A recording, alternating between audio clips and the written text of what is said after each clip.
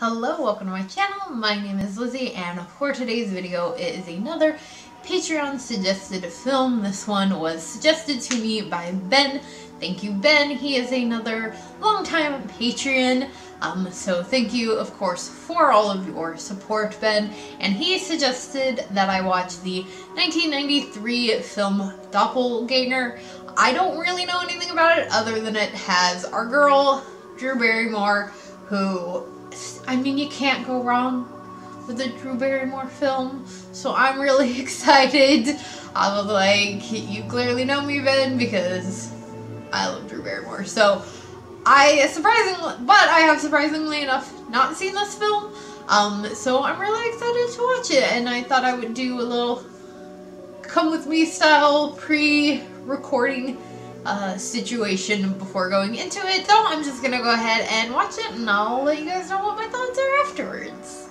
Okay, so I just finished with watching Doppelganger. If you have not seen this, I am gonna get into spoilers, so just forewarning. But this film is about this character, Holly, played by Drew Barrymore, and throughout this film you don't really know exactly what is going on. You are not sure if Holly has a doppelganger or if she actually has DID, dissociative identity disorder.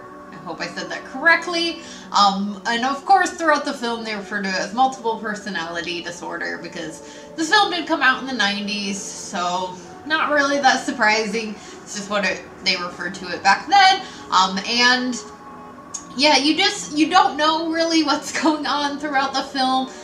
There's a lot of sex and murder, and you're kind of being led to believe that Molly has this doppelganger who Molly herself is basically supposed to be like this virginal version, and her doppelganger is this sexual evil version of Holly that is committing these crimes. But you do eventually find out that she does in fact have DID, but she has been being manipulated by her psychiatrist, who is a longtime family friend that's basically been obsessed with Holly since she was like a child, which is really creepy. And so she developed DID through a traumatic event that happened when she was a child, which is generally accurate, I believe. If I speak out of place, I do apologize to any of my subscribers. I don't know much about it, but that's how she developed it. But the psychiatrist is manipulating Holly, I hate to say the good Holly, but that's how they portray it in the film. I know that's obviously not accurate to how it works, but he's convinced her that she has this doppelganger, but he convinces her other personality to do these bad things. So he's aware, obviously, of what's going on, but Holly is not.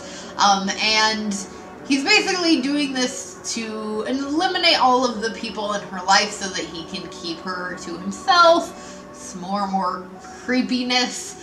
So there's a lot of not good about this film as a representation, and the dialogue within DID and mental health and things like that. But as far as the film itself and the storyline and the other content within it, I was kind of following with it. I was like, okay, like, it's definitely dark and twisted, and I'm really like wondering, what are we gonna find out? What's going on? Like, who is Holly? What is going on with her?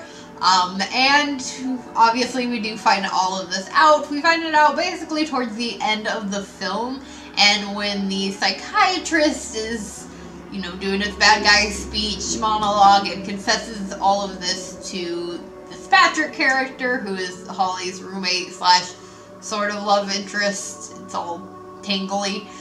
It's all entangled, but he confesses all of this to Patrick, and after doing so, Holly splits, like literally her body splits, and there are these skeleton muscle things that basically look like Frank from Hellraiser, you know, when he's getting the blood and stuff.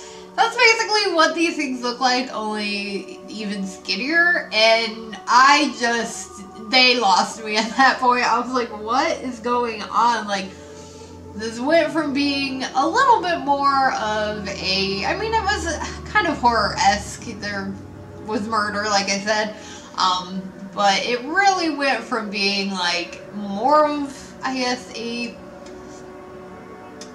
suspension film to, like, really trying to throw in this FX horror moment that was just really fucking weird. And like I said, it just lost me, and I was like, okay, this just got ridiculous and real stupid.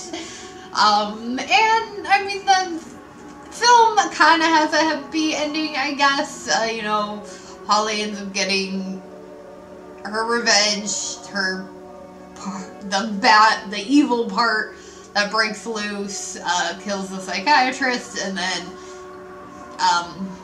you know, sees Patrick and morphs back into the good, and Holly's whole again, which again is just not good at all, but she's whole again, and so you kind of believe that it has, like, a happy ending. It doesn't really, like, solidly end, but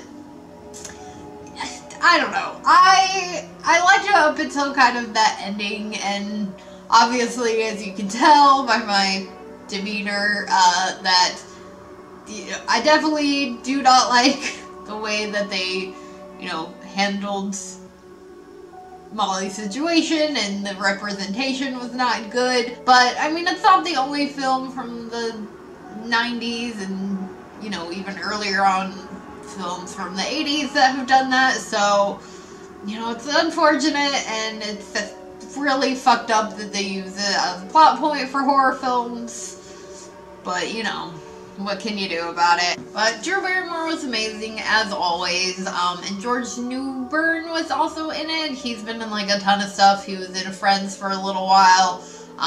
But he's been in a bunch of stuff as well. And he was really good in this. And everybody did a really good job.